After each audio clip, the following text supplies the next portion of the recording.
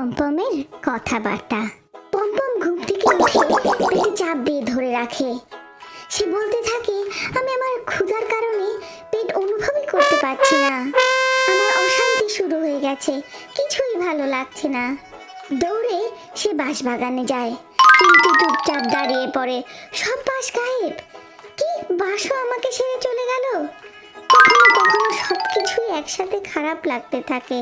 একটা কাঠবিড়ালি আসলো, বলল, ভাই তুই আরাম কর, এগুলা সব তুই খেয়েছিস। পমপম লজ্জিত হলো।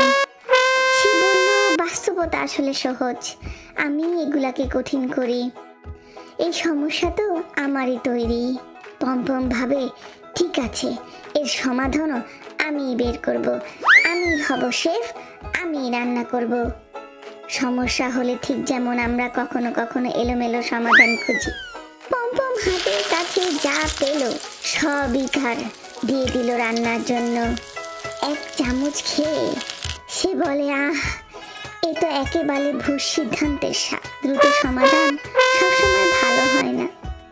পমপম ভাবলো, না, রান্না বাদ। হয়তো আমি ব্যায়াম করলে আমার অশান্তির কিছু দূর হবে। তখনই ডাম্বল নিয়ে এলো। একটা পোশাক করতে গিয়েই তার মুখ মাটিতে। সে সিদ্ধান্ত নিল, না, ঠিক আছে, ব্যায়ামও বাতিল। সবকিছুই সঙ্গে সঙ্গে ঠিক হয় না, এটাই স্বাভাবিক। এদিকে বানরগুলো তার কাণ্ড দেখে হাসছিল। তাদের মাথায় আরেকটা দুষ্ট বুদ্ধি আসলো।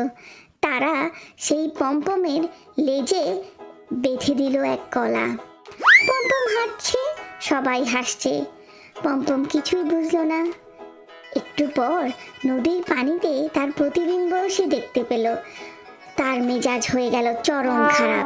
কিছুক্ষণ চুপচাপ বসে থাকার পর তার মনে হলো সবকিছুই আসলে স্বাভাবিক, কিন্তু সে সবকিছুকে অনেক কঠিন ভাবছে। তখন সেই হয়ে গেল ব্যানানা শেফ। সে হাতে ব্যানানা নিয়ে মাথায় শেফের ক্যাপ পরে সবাইকে হাসাতে লাগলো। সে দেখলো তার স্ট্রেসটাও কিছু দূর হলো। হঠাৎ এক বাচ্চা হাতি তার জন্য বড় সড়ো বাঁশ নিয়ে এলো। আমি তোমার জন্য রেখে দিয়েছিলাম বন্ধু। পমপম আবেগে ভেঙে পড়লো। তুমি আমার জন্য রেখেছো? ভালো জিনিসও আসলে হঠাৎ করেই হয়। পমপম মহা আনন্দে খেতে লাগলো।